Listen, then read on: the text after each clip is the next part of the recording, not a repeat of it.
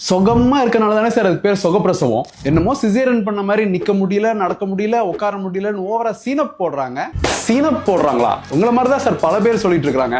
வாங்க வாங்க பக்கத்துல வாங்க. நீங்க தான் சொன்னீங்கல்ல சீனப் போடுறாங்கன்னு. Super, very good. ஒன்னு சொல்லுங்க, கடைசியா உங்க உடம்புல எப்போ ஒரு கீரல் விழுந்திருக்கும்? கீரல் விழுந்திருக்கு சார். 2 நாள் முன்னாடி ஷேவ் பண்ணும்போது கூட கீரல் விழுந்திருக்கு சார். ஷேவ் பண்ணும்போது கீரல் இல்ல, உங்க குழந்தைய சேவ் பண்ணும்போது கீரல், கதறல், வெட்டு, தையல்னு ஒரு நரகத்தையே அனுபவிச்சவங்க தான் நீங்க சொல்ற இந்த சீனப் போடுற சுகப்பிரசவம் பண்ண பெண்கள். 3 நாள் மோஷன் போறோம்னா அந்த முக்கி கஷ்டப்படுறமே, ஒரு 3 கிலோ குழந்தைய முக்கி வெளியில தள்ளுறது எவ்வளவு கஷ்டம்னு யோசிச்சு பாரு. உங்களை பல பேருக்கு தெரியாத ஒரு விஷயத்த சொல்றேன். சுகப்பிரசவத்திலையும் பெரினியல் டேர் நடக்கும். குழந்தையோட தலை வெளியில வரல அப்படின்னா டாக்டர்ஸே அந்த பெரினியமை கட் பண்ணுவாங்க. அதுதான் எபிசியாட்டமி அப்படின்னு சொல்றோம். அதுக்கப்புறம் அந்த எபிசியாட்டமியை க்ளோஸ் பண்றதுக்கு 10, 20, 30 தையல் கூட போட வேண்டியது இருக்கும். அந்த எபிசியாட்டமியினாலையும் அந்த தையல்னாலே வரக்கூடிய வலி இருக்கே, ஐயோ நரகங்க. அந்த சூச்சரோட நிக்கிறது, நடக்கிறது, படுக்கிறது, திரும்புறது, ஏன் மோஷன் போறது, யூரின் போறது எல்லாமே கஷ்டம். ஒரு காலத்துல ஃபாரின் போகணும்னு இஷ்டப்பட்ட அந்த பொண்ணு இன்னைக்கு யூரின் போக கூட கஷ்டப்படுது. நம்ம குழந்தையோட ஒரு பர்த்டேக்கும் கேக் வெட்ட ஞாபகம் வர நமக்கு அந்த குழந்தைய டெலிவரி பண்ண அந்த அம்மா பட்ட கஷ்டம் என்னைக்காவது ஞாபகம் வந்திருக்கா? அந்த காலத்துல எல்லாம் 5 குழந்தை 10 குழந்தைன்னு பெத்துக்கலையா சார்? வலி இல்லாதனால தானே பெத்துக்கிறாங்க.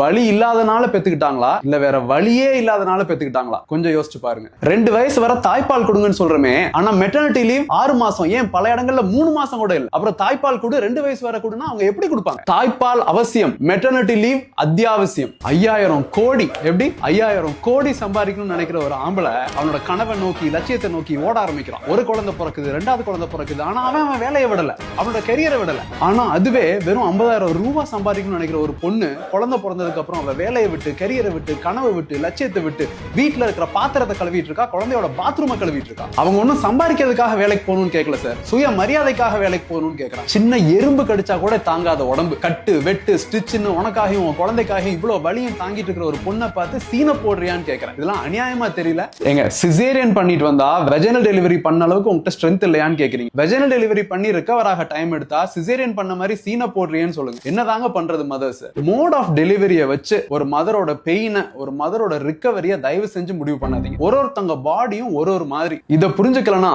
நம்ம இந்த விமென்ஸ் டே, மதர்ஸ் டே இதெல்லாம் கொண்டாடுறதுல அர்த்தமே இல்லை. ஸோ ஹாப்பி மதர்ஸ் டேன்னு சொல்றது முக்கியம் இல்ல, அவங்களை ஹாப்பியா வச்சுக்கணும், அதுதான் முக்கியம். Happy mother's day to all the wonderful women and all the wonderful moms.